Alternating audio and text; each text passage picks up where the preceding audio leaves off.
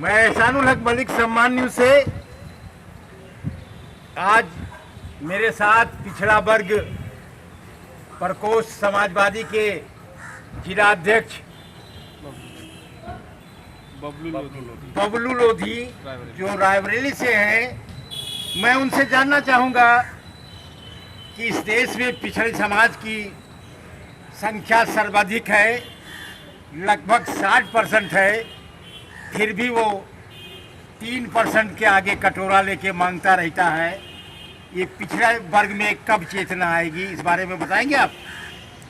सबसे बड़ी इस विषय में मैं सबसे पहले आपको परिचय बता दूं, आपने बता ही दिया है। मैं समाजवादी पार्टी पिछड़ा वर्ग प्रकोष्ठ का रायबरेली जनपद का जिला अध्यक्ष हूं। जो सवाल आपने पूछा है उसका उत्तर लेने के लिए ही हम लोग गांव गली मोहल्ले तक घूम घूम कर काम कर रहे हैं। हमको उत्तर मिला है कि सबसे कठिन सवाल का उत्तर ये है कि हमारा समाज आज भी पढ़ा लिखा नहीं है। पढ़ लिख करके जो एक भी व्यक्ति आता है तो सबसे पहले अपने समाज को भूलने का काम करता है। और हमारा सबसे बड़ी जो परेशानी है बिखराव, आपसी बिखराव। हम में एकता नहीं है, मुट्ठी हमारी बंधी हुई नहीं है, अपनी ताकत को हम लोगों को दिखा नहीं पा रहे हैं। सबसे बड़ा उत्तर यही है। मनोहर, आप कहते हैं कि ओबीसी में पढ़े लिखे नहीं है, जबकि दलित समाज में भी बहुत ज़्यादा पढ़ने वालों की संख्या नहीं है। तो इस बात को आप अपनी कमियां या क्यों छुपा रहे हैं? समाज में जो स्थिति है उसको सामने लाएं। इस बारे में आप क्या कहना चाहते हैं? साहब, कमियां नहीं छिपा रहा हूं, धरातल की स्थिति बता रहा हूं। वास्तव में जो स्थिति है समाज की दयनीय दशा है। लेकिन जो एससी कैटेगरी के लोग हैं वो कहीं ना कहीं हमसे ज़्यादा जागरूक हो गए हैं। उन्होंने इस बात को मान लिया है कि हमारे समाज को छला गया है। वो समझ गए इस बात को, किसी के लालच में नहीं आ रहे हैं। लेकिन बैकवर्ड समाज थोड़े से लालच में आकर के वही चला जाता है जहां से पूरा समाज ठगा गया है। ऐसी स्थिति है।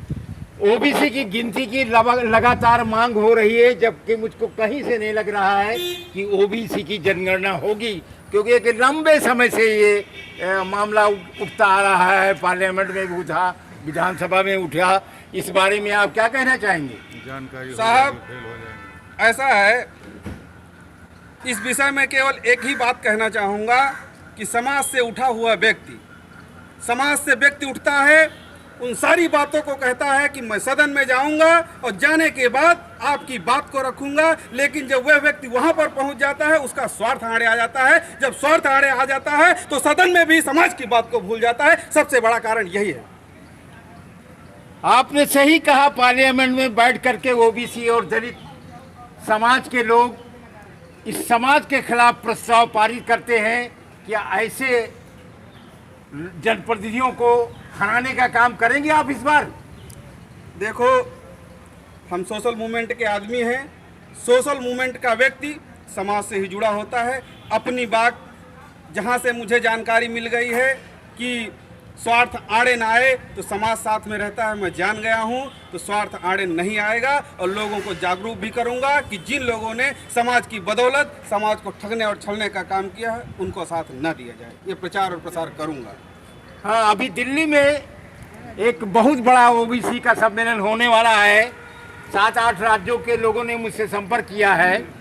मुझे उम्मीद है कि ओबीसी समाज जिस तरह से अपने अधिकारों के प्रति, अपने संवैधानिक अधिकारों के प्रति सजग हो रहा है, आने वाले समय में ये राष्ट्रपति से लेकर और चपरासी तक यही समाज के लोग बनेंगे। इनमें अब चेतना आ रही। निश्चित रूप से ये सत्ता नहीं परिवर्तन होगी, बल्कि पूरी व्यवस्था परिवर्तन होगी। आप सभी का धन्यवाद।